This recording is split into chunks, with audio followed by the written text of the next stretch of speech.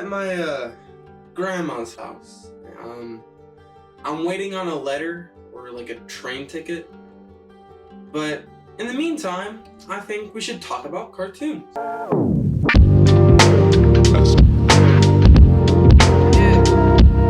Some people said I'll grow out of it, be like a normal teen and like normal shows, but no, I still enjoy cartoons.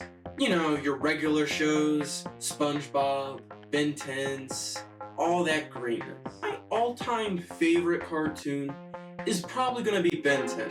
I feel like I'm losing. It has some dope-ass music that just makes you ready for the show.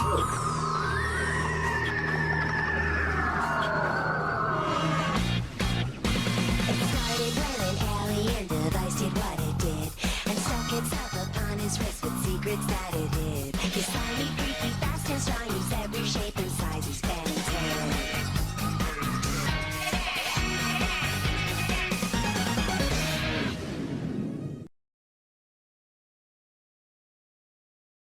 10 aliens, all uniquely designed, each character with their own personality, but also following the personality of Ben.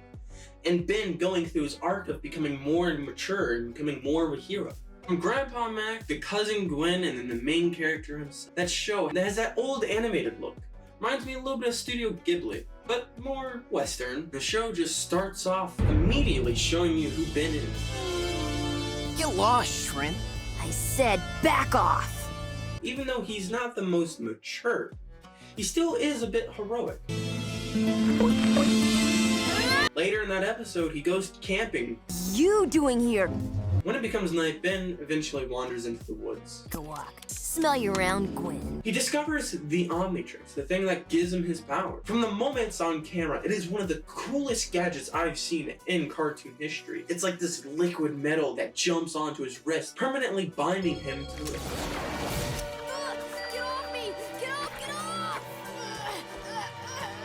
Sure, maybe the later shows weren't as good, but this one was still solid in. I feel like I'm losing my mind. Let's get to the cartoon that you didn't know had swear words in it. Oh, Benson's gonna get pissed. I loved Reagular show. Man, I was obsessed with this. I was back to back spooning this with Ben 10. This was my childhood crack. All their fun activities, circling around in golf carts, drinking their sodas that was clearly supposed to be alcohol.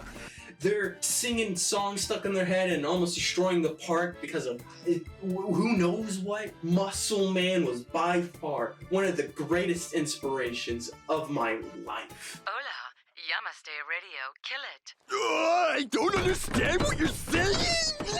The show consists of a talking bird named Mordecai and a talking raccoon named Rigby. There was this creepy guy named Pops. I didn't really like him much. Muscle Man and High Five Ghosts.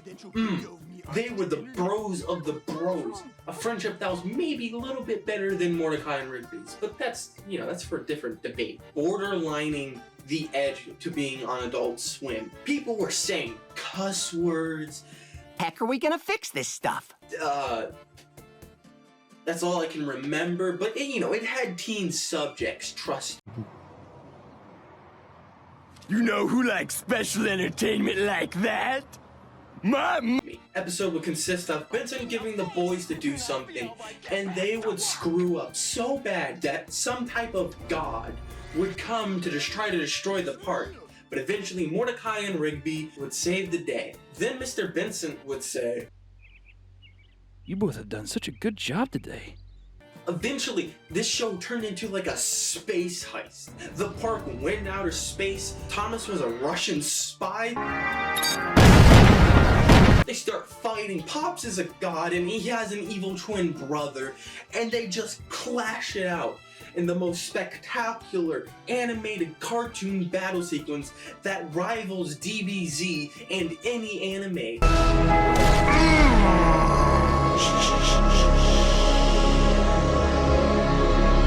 Mordecai being the simp that we all know and love. Oh fuck.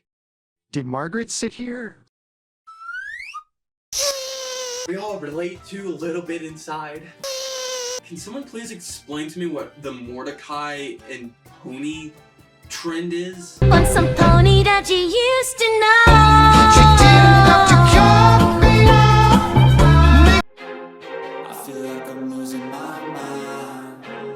Your children love it and your parents hate it. Sure, the first 3 seasons were the golden season. I think up until 6 is where things started to go into the dark era. The animation started changing, the show stopped being more mature and just focusing on the kiddie aspect. But that's for another episode. This show drove my father insane. As a kid, it freaked me out. How could you be freaked out by SpongeBob? Well, look at this. Imagine a 6-year-old watching that. But it being like that is what made it good, especially for an older audience. I can look back at that now, being grown up and like, yes, that was gold. That was perfect. I heard that in recent times the show was getting a bit better, but still, it's just corporate greed that kind of ruins shows, and that happens a lot. Companies being greedy ruin our favorite cartoons. There's becoming less and less of good cartoons. Cartoons that teenagers could watch. Shows that maybe even adults could watch.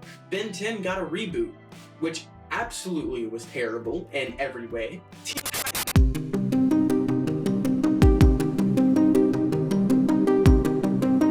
Me and you both know I haven't made the best content in the world, but I promise you, if you give me another chance, I will make something beautiful. See, I just got my grubby little hands on After Effects, so give me one more chance.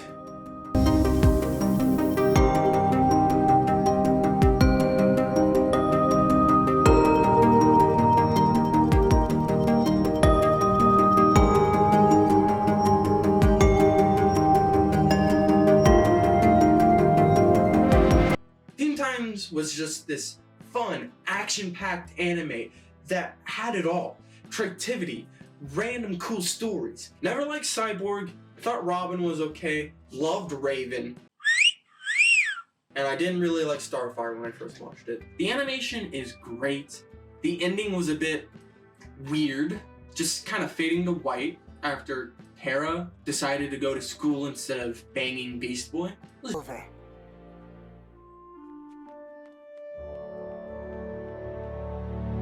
It was pretty enjoyable for a while it lasted. So that was, in my opinion, some of the greatest cartoons.